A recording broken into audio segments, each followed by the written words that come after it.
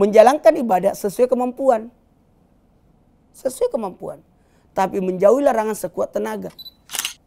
Ada sajadah panjang terbentang. Itu sebenarnya makna lagu itu, sejadahnya panjang. Artinya apa? Tempat kerja pun kita jadikan tempat ibadah. Iya. Siapa yang bekerja lantas begini, dia kecapean, berjatuhan dosa-dosanya. Kamu nanya, Ustaz jawab. Dipersembahkan oleh CDA, ikan olahan bermutu.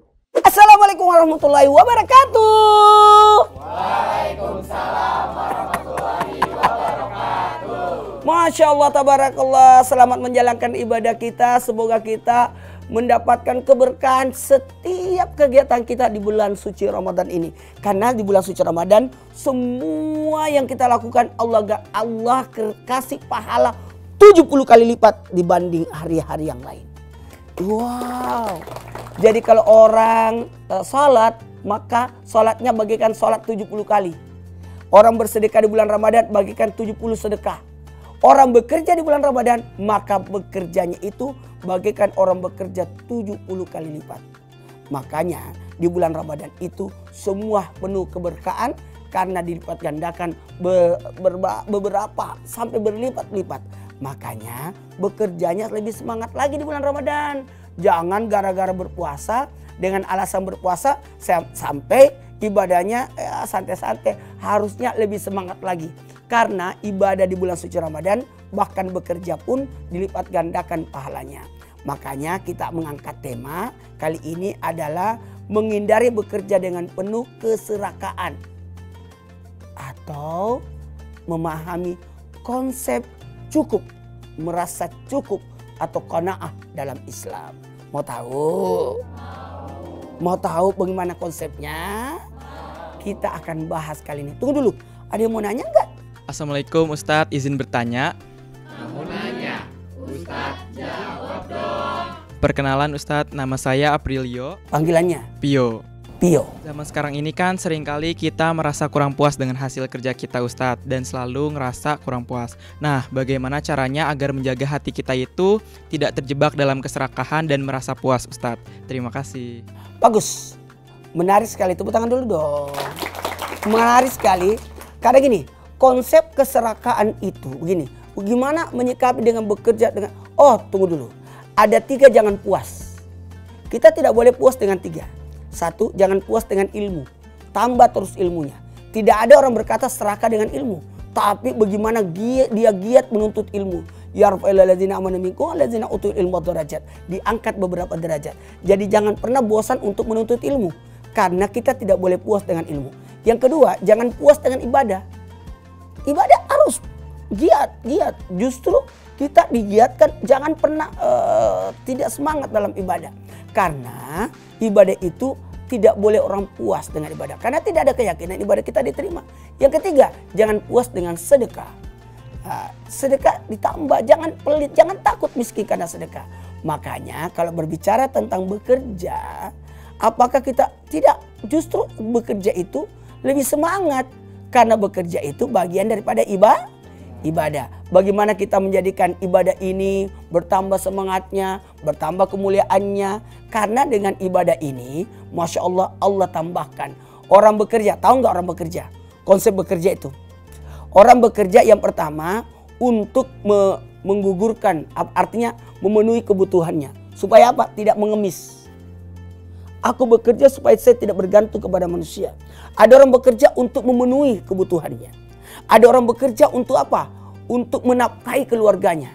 Ada orang bekerja untuk apa? Membantu sesama. Dan ada orang bekerja untuk membantu agama. Nah, makanya ada konsep yang namanya bagaimana rasa syukur itu. Rasa puas itu, bagaimana kita puas menjalankan ibadah gitu. Merasa cukup. Mau merasa puas. Mau merasa cukup. Mau. Yang dilarang itu kayak al-duniawi sebenarnya. Sehingga merendahkan diri. Tidak sholat gara-gara bekerja. Tolong ada waktu. atau memaksakan tubuh ini sampai sakit, tidak ada istirahatnya, itu salah. Karena jangan sampai hasil kerjamu justru hanya untuk membeli obat. Nah, maka dari sini konsep qanaah merasa cukup itu supaya kita menjalankan dengan apa? Sesuai porsi kita. Menjalankan ibadah sesuai kemampuan. Sesuai kemampuan. Tapi menjauhi larangan sekuat tenaga. Maka bekerjalah sesuai kemampuanmu. Jangan maksakan diri. Sesuai keahlianmu. Karena kalau kerjaan diserahkan kepada yang bukan ahlinya, tunggu binasanya itu pekerjaan. Tunggu kegagalannya, tunggu hancurnya itu pekerjaan. Kasihlah yang sesuai porsinya. Nah, kalau bersifat qanaah gini. Bersifat qanaah itu ada 7 kalau mau qanaah merasa cukup. Yang pertama adalah berkasih sayang lah. Enak itu. Pernah lihat orang bekerja sambil nyanyi-nyanyi.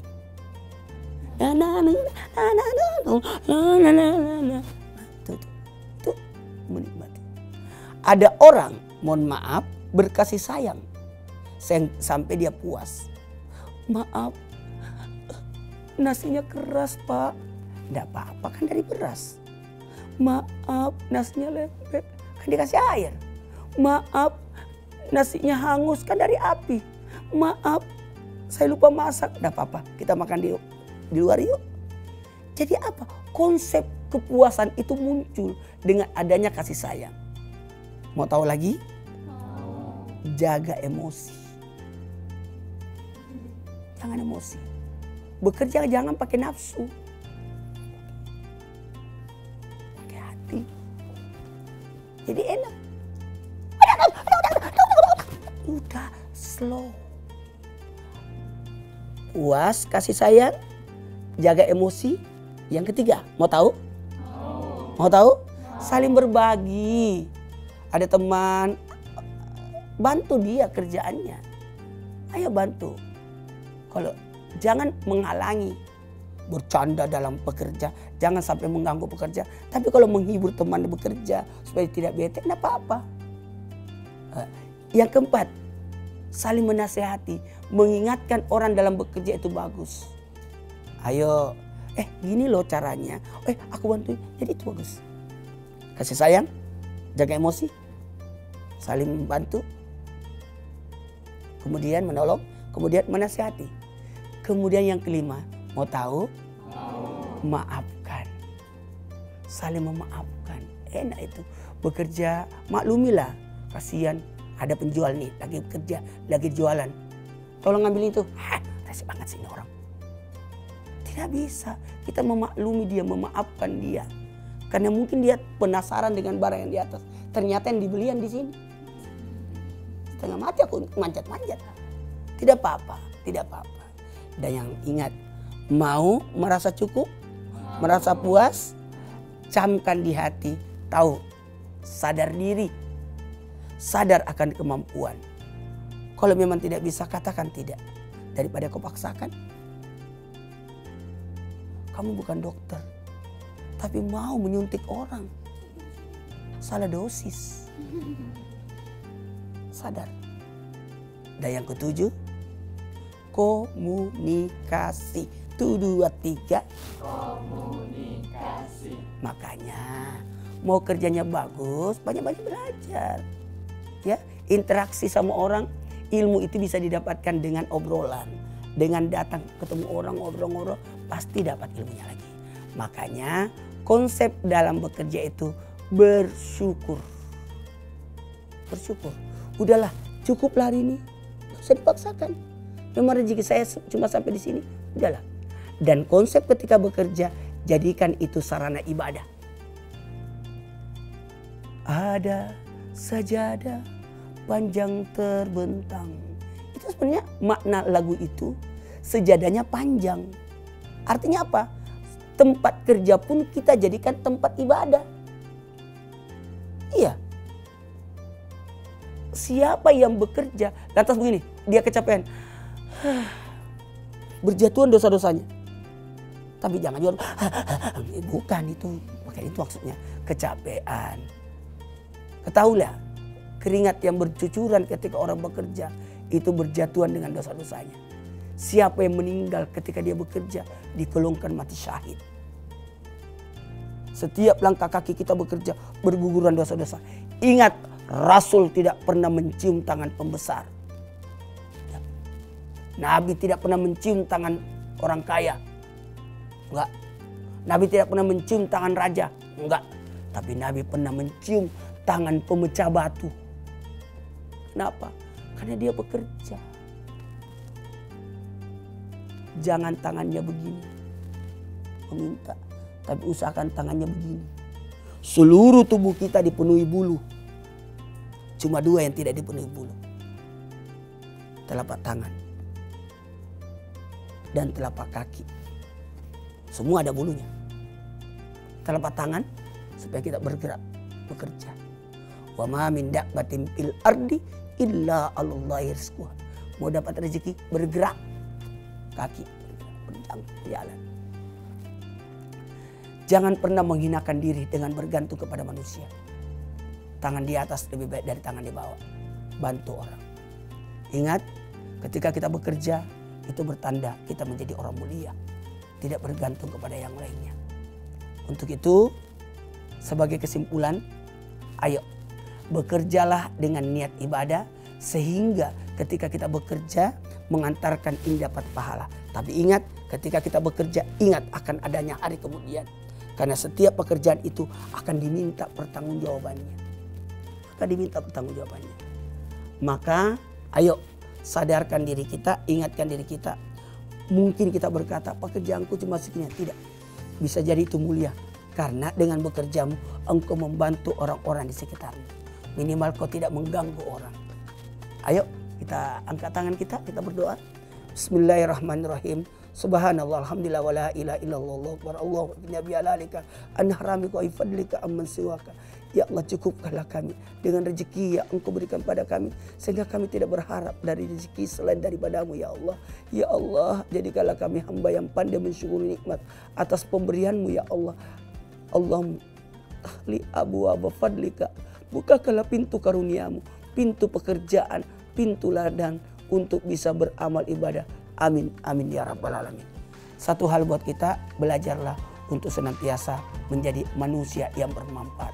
Khairun nas amfahu linnas, sebaik-baik manusia yang banyak manfaatnya untuk sesama. Assalamualaikum warahmatullahi wabarakatuh. Waalaikumsalam warahmatullahi wabarakatuh. Kamu nanya, Ustaz jawab. Dipersembahkan oleh CDA, ikan olahan bermutu. Jumpa lagi di Kreasi Resep CDA bersama saya Chef Billy Kalangi.